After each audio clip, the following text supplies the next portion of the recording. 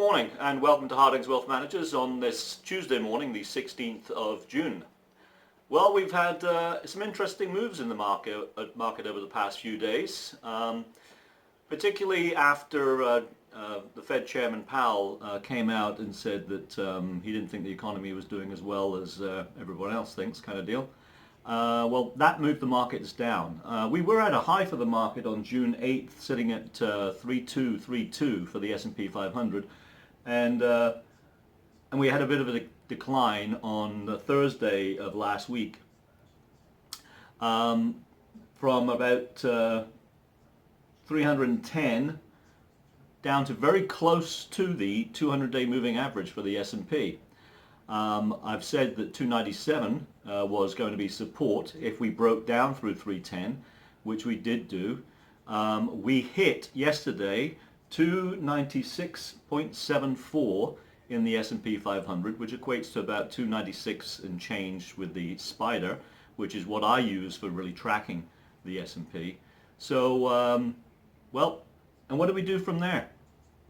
Well, we bounced up. We bounced off that line. We opened up the day at 298, we went down to a low of 296, and we closed the day at 307. So that 297 level, that area, is key support. We bounced off it.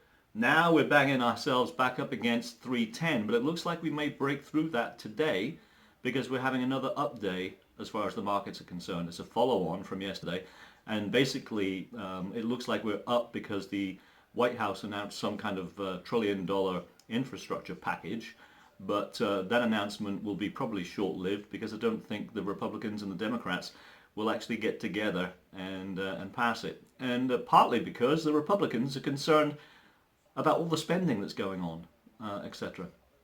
So that's where we are. That's where we have been over the past couple of days, and we bounced off that 297. We broke through it back in May 25th, and the 200-day moving average, that is, and marched on up to over 310, which once again was my kind of resistance level, and we actually gapped up to about 318.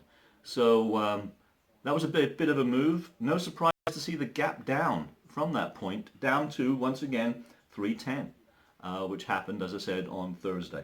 So it's all rather interesting right now. A lot of the market movement really on finances and economics rather than the coronavirus. But we know that can change quite easily without any problem whatsoever. Hope everyone is well out there, that you're all staying well, keeping well, and now in this sort of green phase, being able to go out a little, but in the meantime, keeping in mind that you should be wearing a mask and you should still be washing your hands and all that kind of good stuff. Well, I have some very, very good news. A lot of you will be pleased. As of tomorrow at 1:30, I get all this cut. It's all going. Thank goodness.